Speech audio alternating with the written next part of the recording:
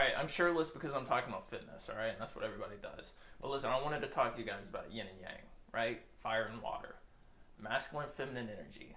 It's so fascinating how our body, just the way it operates physically, has to do with balance and yin and yang. You got veins, you have arteries. You work out and you get that pump, and then you have to rest, right? Your body's really trying to train you. Hey, this is your nature. You're supposed to be yin and yang. It's all about balance. So keep that in mind when it comes to working out, right? Working out is so great for developing that fire, that yang. If you're someone who could use a little more assertiveness, initiative, discipline in the department of making a move, making a decision, of being grounded, like stuff like squats, is really, getting that root shot, the root chakra, feeling grounded, feeling powerful. Working out is so good for that. But you also don't want to leave out the yin, the healthy part of the yin. I feel like a lot of males probably are lacking in the yin department. So how do you develop that? By slowing down, by doing things like maybe just taking a walk or a hike without your phone. That can be great for it. But then also, journaling, reading. Reading is so good for the yin. Meditation, that's the ultimate water. You know what I mean? Being still, just being still. And then training in that healthy masculine and feminine balance. You know what I mean? To where you're assertive, you're grounded, you're anchored, you're strong, but you're also gentle.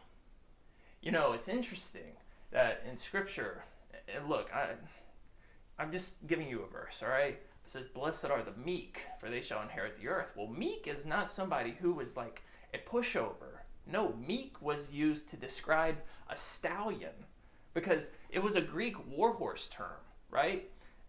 Some horses, you couldn't break them in. They wouldn't be gentle enough. They'd be so wild and they couldn't be tamed. So they couldn't be used.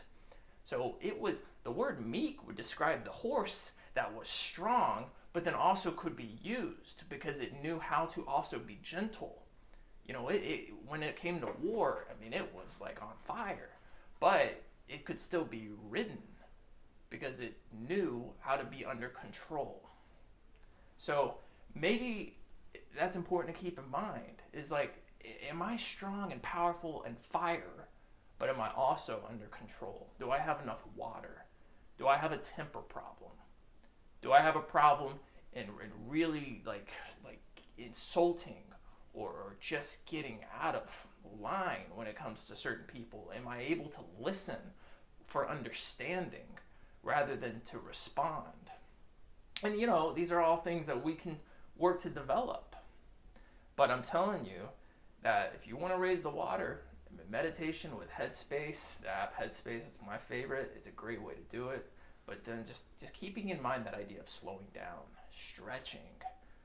Your muscles, so many guys, you don't stretch enough. And it's not the physique that you're even going for. It's not the physique that really attracts women or men, It's not the physique. If you want that physique, it requires fire and water, stretching, yoga, things of that nature, right?